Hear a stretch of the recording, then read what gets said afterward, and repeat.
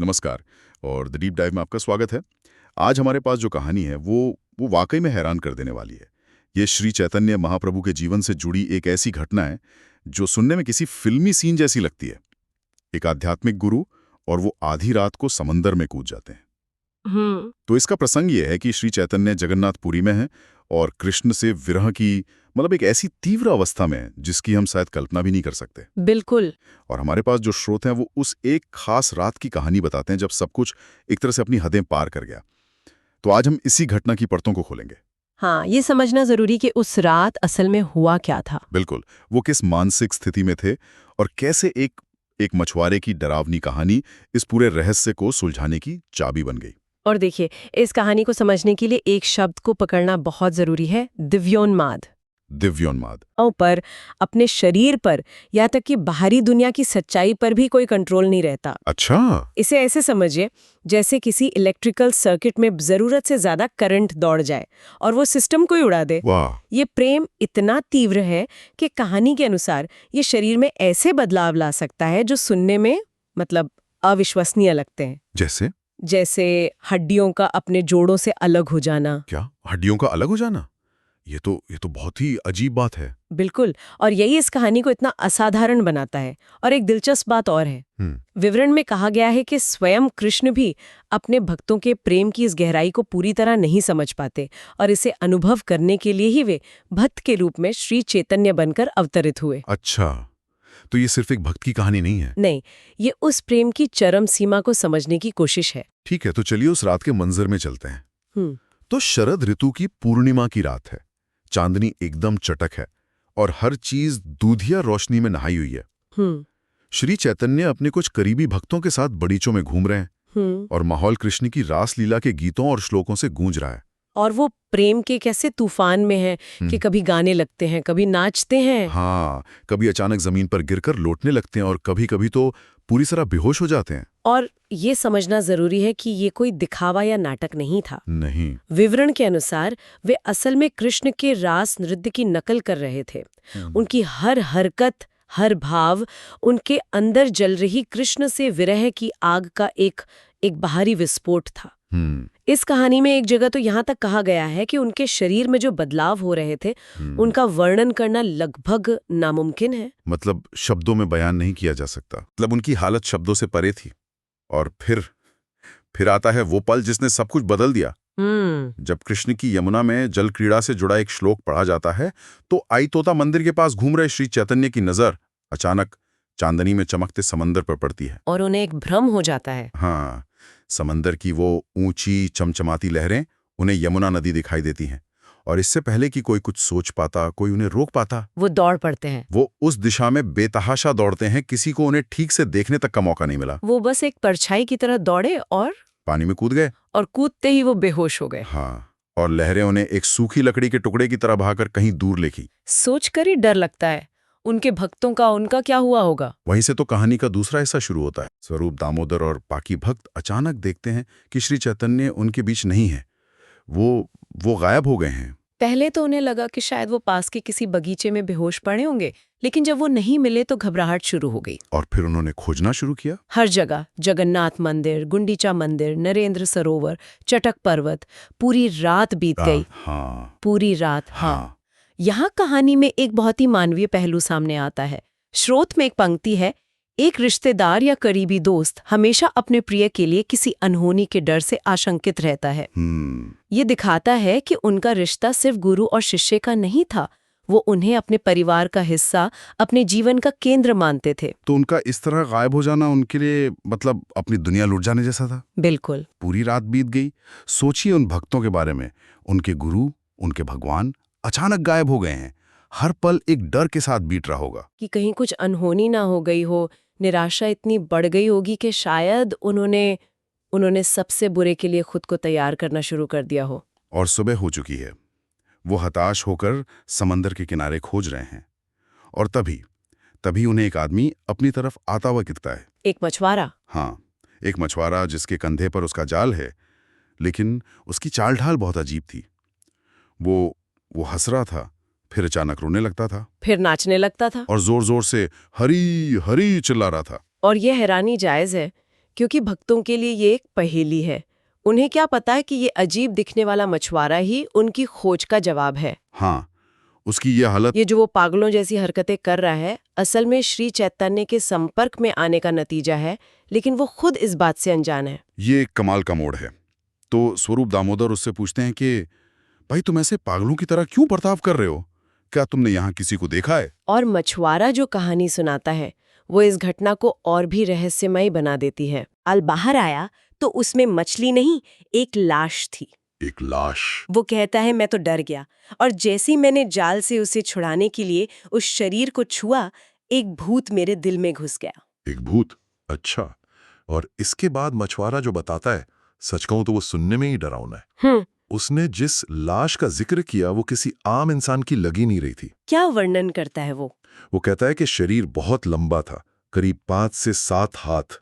हर हाथ और पैर 3-3 हाथ लंबे थे। 3-3 हाथ? हाँ, और जोड़ों की हड्डियां अपनी जगह से हट गई थी और पूरी त्वचा ढीली होकर लटक रही थी। आंखें खुली थीं और शरीर से कभी-कभी घो घो जैसी आवाज आ रही थी। बाप रे। और यहाँ रुककर ये सोचना जरूरी है कि ये बातें सुनने में कितनी अजीब लगती हैं। शरीर के जोड़ अलग हो जाना, हाथ पैर 3-3 हाथ लंबे हो जाना, ये मेडिकली असंभव लगता है। बिल्कुल। लेकिन स्रोत इस पर जोर देता है कि ये कोई शारीरिक बीमारी नहीं, बल्कि दिव्य प्रेम की तीव्रता का भौतिक प्रभाव है। ये हमें सोचने पर मजबूर करता है कि चेतना और शरीर का रिश्ता कितना गहरा हो सकता है, कि एक तीव्र भावना शरीर के भौतिक नियमों को भी मोड़ सकती है। और मछुआरा आगे और भी चौंकाने वाली बात बताता है। वो कहता है कि मैं तो भूतों से डरता नहीं। अच्छा। मैं नरसिंह मंत्र का जाप करता हूँ और भूत भाग जाते हैं। लेकिन इस भूत पर तो मंत्र का उल्टा असर हो रहा था। उल्टा असर? हाँ, मैं जितना मंत्र पढ़ता वो भूत मुझ पर उतना ही ज्यादा हावी हो जाता। एक मिनट, ये बात तो बहुत ही अजीब है। नरसिंह मंत्र तो वो तो भूतों या नकारात्मक शक्तियों को भगाने के लिए सबसे शक्तिशाली माना जाता है। Exactly. तो अगर मंत्र का असर उल्टा हो रहा था तो इसका क्या मतलब निकाला स्वरूप दामोदर ने? ये तो किसी भी आम इंसान को और डरा देता। बिल्कुल। और यही तो असली कुंजी थी। स्वरूप दामोदर पढ़े लिखे और पहुंचे हुए भक्त थे। वो तुरंत समझ गए कि अगर नृसिंह मंत्र जो नकारात्मक शक्तियों को खत्म करता है, इस भूत को और शक्तिशाली बना रहा है, तो इसका मतलब ये कोई नकारात्मक शक्ति है ही नहीं। ये तो परम सकारात्मक ऊर्जा है, दिव्य प्रेम है, जिसे मछुआरा अपनी अज्ञानता में भूत समझ रहा है। ये एक कमाल का मोड़ है। ये हमें बताता है कि आध्यात्मिक अनुभव सबके लिए एक जैसा नहीं होता। सही बात है। मछुआरे को वही करंट लगा जो भक्तों को लगता है, लेकिन उसके पास इसे समझने का वोल्टेज मीटर नहीं था। बिना सही ज्ञान या संदर्भ के एक दिव्य अनुभव भी डरावना या पागलपन जैसा लग सकता है। ये सिर्फ विश्वास की नहीं बल्कि समझ की भी बात है। तो स्वरूप दामोदर ने स्थिति को संभाला। उन्होंने एक ओझा या तांत्रिक होने का नाटक किया। अच्छा। मछुआरे को एक थप्पड़ लगाया और कहा, डरो मत, मैं इस भूत को उतार दूंगा। उन्होंने कुछ मंत्र पढ़े और उसे शांत किया। फिर उन्होंने उसे सच बताया। क्या बताया? तुम जिससे भूत समझ रहे हो वो कोई और नहीं बल्कि भगवान श्री कृष्ण चैतन्य महाप्रभु हैं। उनके दिव्य शरीर को छूने से ही तुम्हारे अंदर कृष्ण के प्रति सोया हुआ प्रेम जाग गया है। ये सुनकर तो मछुआरे का डर वो आनंद और आश्चर्य में बदल गया होगा। बिल्कुल। ये एक क्षण दिखाता है कि एक कच्चे आध्यात्मिक अनुभव और ज्ञान द्वारा निर्देशित समझ में क्या अंतर होता है। मछुआरे को अनुभव तो हुआ, लेकिन उसे समझने का ढांचा नहीं था। हाँ, और स्वरूप दामोदर ने उसे वही संदर्भ प्रदान किया। इसके बाद मछुआरा भक्तों को उस जगह ले गया जहां उसने श्री चैतन्य के शरीर को छोड़ा था। उन्होंने देखा कि श्री चैतन्य जमीन पर पड़े हैं। उनका शरीर वैसा ही था जैसा मछुआरे ने बताया था। असामान्य रूप से लंबा, पानी में रहने के कारण सफेद पड़ गया था और रेत से ढका हुआ था, और त्वचा ढीली लटक रही थी। भक्तों ने जल्दी से उनके गीले कपड़े बदले, शरीर को साफ किया और फिर एक ही उपाय अपनाया जो वे हमेशा करते थे, कीर्तन। उन्होंने उनके कानों के पास जोर जोर से कृष्ण के नाम का संकीर्तन शुरू कर दिया। और कीर्तन ने अपना काम किया। कुछ देर तक तो कोई असर नहीं हुआ, लेकिन फिर धीरे धीरे नाम की ध्वनि ने उनकी चेतना में प्रवेश किया। और अचानक एक जोरदार आवाज के साथ वे उठ बैठते हैं। और जैसी वो उठते हैं, उनकी हड्डियां अपनी सही जगह पर खटखट की आवाज के साथ वापस आ जाती हैं। क्या बात है! उनका शरीर फिर से सामान्य अवस्था में आ जाता है। ये तो अविश्वसनीय है। लेकिन वो अभी भी पूरी तरह से बाहरी दुनिया में नहीं लौटे हैं। नहीं। अब श्री चैतन्य एक बहुत ही अजीब स्थिति में है, जिसे स्रोत अर्धबाह्य चेतना कहता है। अर्धबाह्य चेतना? इसे ऐसे समझ सकते हैं कि जैसे उनका एक पैर भौतिक दुनिया में है और दूसरा उस आध्यात्मिक दुनिया में, जिसे वो अभी अभी देख कर आए हैं। मतलब दो दुनियाओं के बीच अटके हुए हैं। हाँ, वो पूरी तरह बेहोश नहीं है, लेकिन आसपास क्या हो रहा है उसका भी उन्हें पूरा होश नहीं है। और इसी अवस्था में वे आकाश की तरफ देखकर बात करना शुरू करते हैं। हाँ, वो अपने भक्तों से बात नहीं कर रहे हैं। नहीं, वो उस दिव्य दृश्य का वर्णन कर रहे हैं जो उन्होंने बेहोशी की हालत में देखा था। वे कहते हैं, समंदर को यमुना समझकर मैं वृंदावन चला गया था। वहां मैंने देखा कि नंद महाराज के पुत्र कृष्ण गोपियों के साथ जल क्रीड़ा कर रहे हैं। और फिर वो उस अनुभव का इतना जीवंत वर्णन करते हैं, ऐसा लगता है मानो सब कुछ उनकी आंखों के सामने हो रहा हो।